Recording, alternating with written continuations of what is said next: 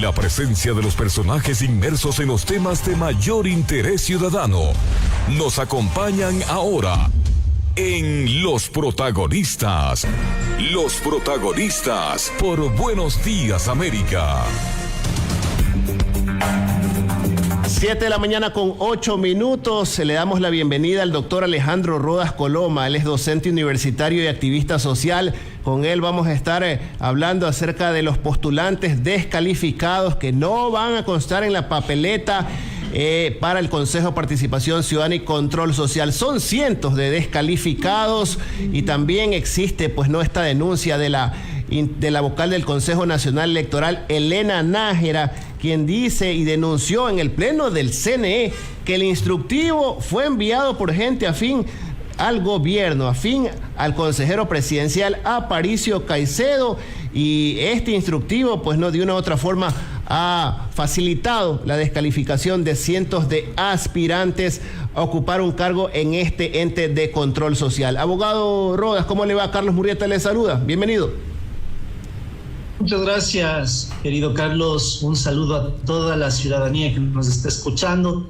Y creo que es importante rescatar y sobre todo resaltar, como lo dije ayer en un programa coincidencialmente de un periodista de Guayaquil, que este no es un tema de rabieta porque a mí no me dejaron. Cuidado, tenemos que ser bastante sensatos en la medida de que tenemos un reglamento que es el origen de la discordia, bastante mal estructurado, que inclusive la consejera Nájera, a quien no conozco, ha señalado que fue elaborado por parte de Carondelet en representación del gobierno nacional, el señor Aparicio Caicedo, don APA, como se lo conoce en el bajo mundo, y que dicho sea de paso, en la cuestión muy personal, son tres cosas que definitivamente vulneran a un estudiante de derecho, le sorprenden, generan todo tipo de aspiración en el sentido del derecho de participar.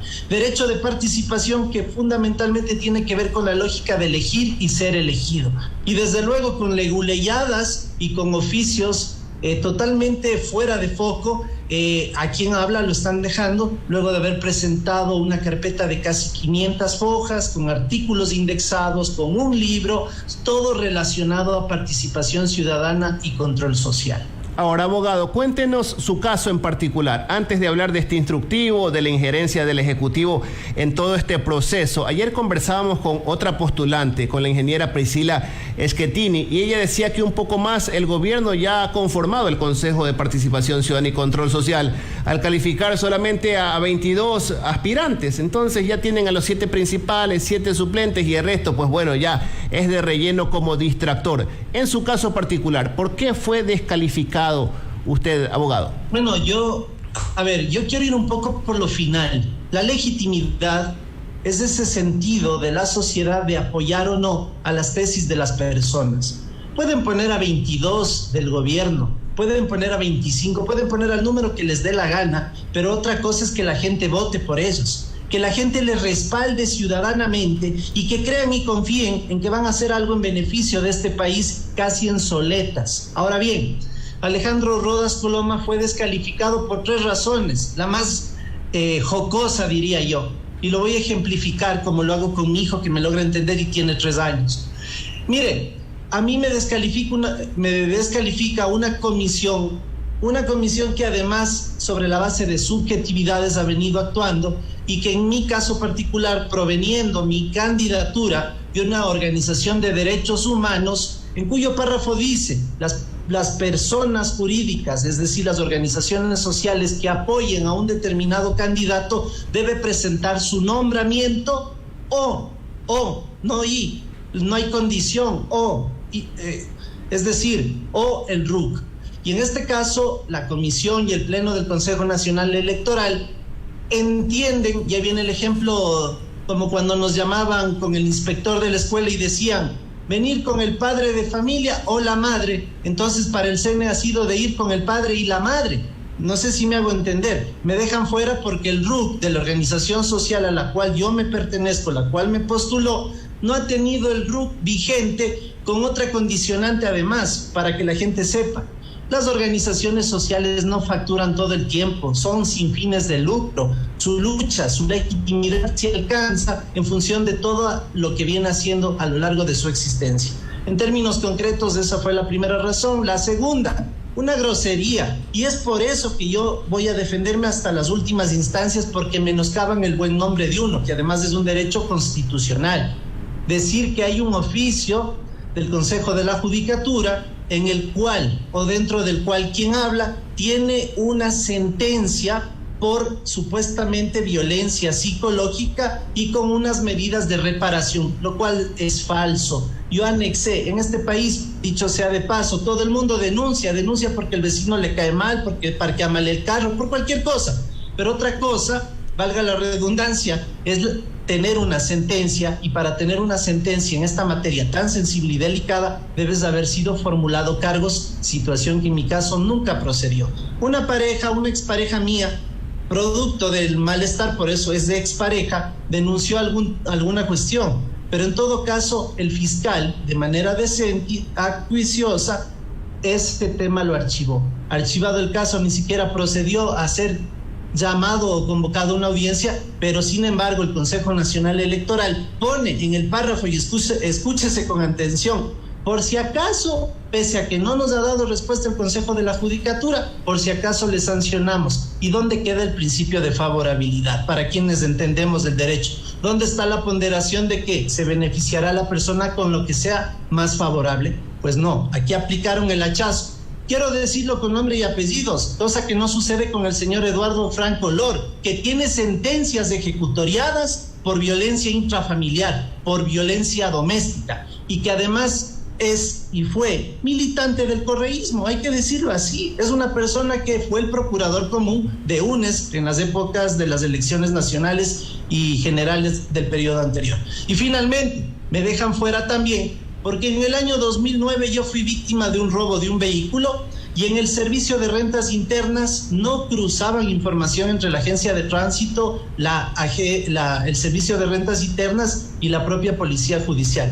Me tocó hacer el trabajo, ¿por qué? Porque al momento de la postulación decía como requisito no tener obligaciones con el Estado. Presenté con fecha 1 de junio mi certificado del SRI de no tener responsabilidades, pero oh sorpresa, resulta que el SRI ha tenido una serie de calificaciones o de componentes, como es el caso del impuesto a la herencia, o el impuesto por el tema ambiental, o el impuesto de propiedad de vehículos, cosa que en el instructivo del CNE jamás constó. Es Abogado, decir, en derecho, sí. Abogado, quedan claras las causas por las cuales ha sido descalificada su postulación, pero si esta comisión se ha basado en subjetividades y el instructivo, según Elena Nájera, lo envió a Aparicio Caicedo, pues no, instructivo pues que asimismo está lleno de subjetividades, por eso es que descalifican tomando como referencia aquello.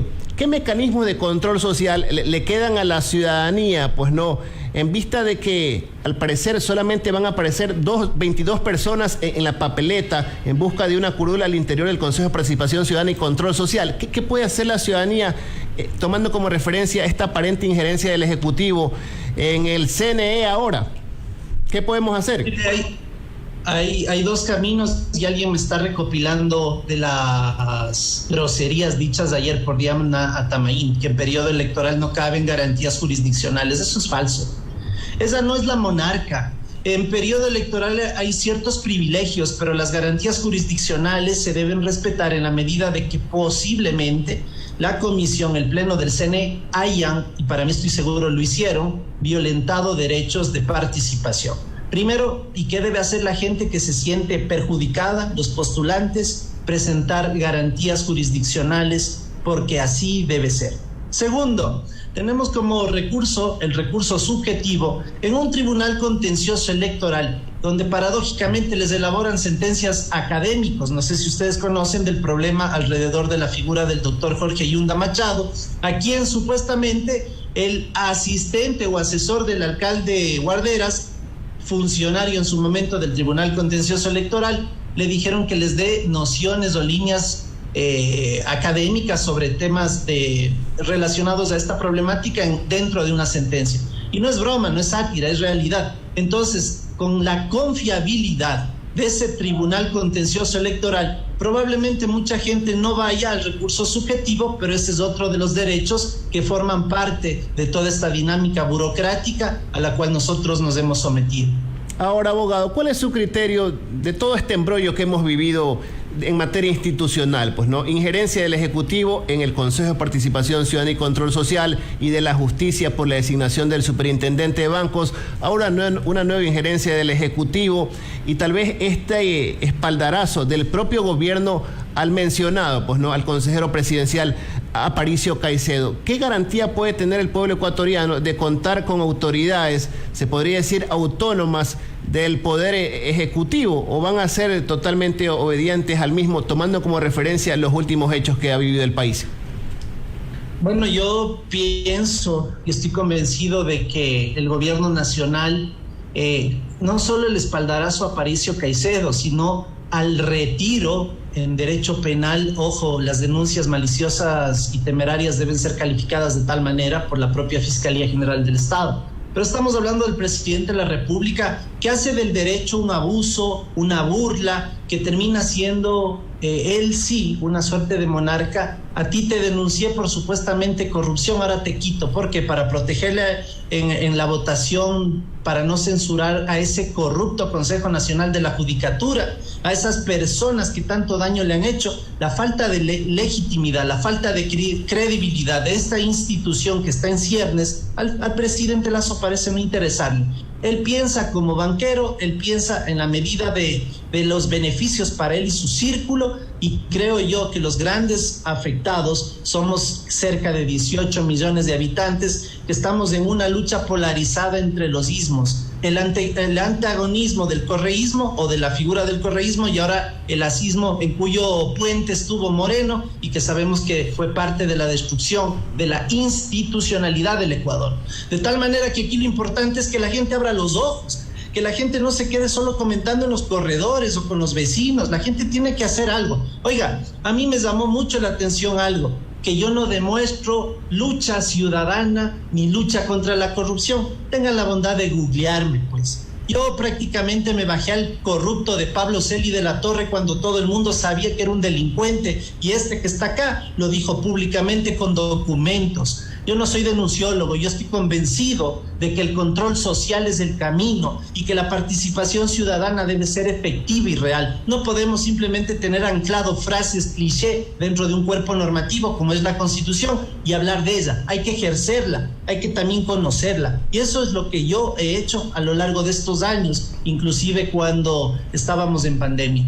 Ahora, abogado, a propósito del control social que usted ha ejercido en otros episodios de su vida, queremos conocer su criterio respecto a lo que está en juego en el marco del juicio político de los vocales del Consejo de la Judicatura. Varios asambleístas dicen que el gobierno quiere que no se destituyan a los actuales vocales del Consejo de la Judicatura porque quiere seguir interviniendo en la justicia. Hay grupos políticos que dicen que si se censura a los actuales vocales, se les va a entregar en las manos la justicia al correísmo y al Partido Social Cristiano, y reparan y dicen, no sabemos qué es peor, si el remedio o la enfermedad, y no sabemos qué hacer. Y allí es donde ha comenzado todo este cabildeo por los votos, y vamos a ver, el país va a ver de qué está hecho cada uno de los asambleístas. A su criterio, ¿qué es mejor, quedarse con los actuales o esperar que vengan los nuevos? Pero ¿cómo evitamos que la justicia siga estando politizado? ¿Qué mecanismos de control social los ciudadanos podemos ejercer para que ya no se ferien la justicia ecuatoriana, abogado? Mire, yo voy a parafrasear, y con el debido respeto, a una persona que ya no está aquí. Jorge Rodríguez Torres, ex miembro, coordinador de la Comisión Nacional Anticorrupción, me dijo alguna vez, obviamente cuando estaba en vida, esto resultó peor que la enfermedad. El cáncer que nosotros tenemos es sistemático. Me dijo, no es con cuento a la gente. Me dijo, el esposo de María del Carmen Maldonado, que en ese entonces esta señora era presidenta del Consejo de la Judicatura, Darwin Cera Quive, por Dios tomen nota de ese nombre, el señor José Morillo, consejero del Consejo Nacional de la Judicatura, en unas oficinas en la República del Salvador vendían puestos de notarios públicos y de jueces ocasionales designados a dedo. Ahora bien, ¿por qué cuento esto? Porque si una persona que murió luchando contra la corrupción, un mal endémico, quizás nunca se pueda, no sé si decir combatir, pero al menos erradicar, pero una persona que tuvo su trajín en cuanto a la lucha contra la corrupción ya se vio perdido. Imagínese uno que empieza en esto. Nosotros en realidad estamos súper preocupados, pero también tenemos que ver al ser humano como eso, como ser humano. Si los jueces se dejan mangonear por parte de los que son administradores de la justicia en el sentido de las evaluaciones y de todo el tema administrativo, se dejan presionar, eso ya desdice del ser humano, pues. O sea, los jueces deben ser bien puestos y solventes en sus... 7:23. Tuvimos algún problema en la comunicación. Dialogamos a esta hora con... Esa lógica no. A mí personalmente no cabe, porque el ser humano, el juez, tiene un criterio propio, o al menos así debería ser, y no deberse a las mafias políticas, y no quiero decir que el correísmo o los socialcristianos sean eso, pero que tradicionalmente se conoce. Desde que yo soy niño se escuchaba la metida de mano de la política en la justicia. Yo soy abogado y la veo vigente, que inclusive uno teniendo argumentos solventes, sólidos, pierde los casos. Aquí ganas casos siendo amigo del juez o del fiscal, así de claro.